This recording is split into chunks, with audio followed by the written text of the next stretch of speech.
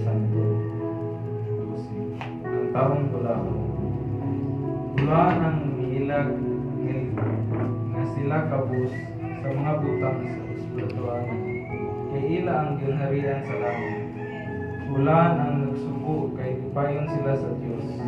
Bulaan ang mapagsanon kay makadawat sila sa kisaad niya. Bulaan ang nagtinguha sa pagtuman sa kabubuton sa Dios kay tagbawon nga sila. Bulaan ang luluyon kay kaluyan sila sa Dios. Bulaan ang puti kasing kasing kay makakita sila sa Dios. Bulaan ang nanikamot nga managdait ang katawhan kay isipon sila sa Dios nga iyang mga anak. Amen. Bulaan ang gilutos tungod sa ilang pagsunod sa kabubuton sa Dios kay ila ang ginharian sa langit.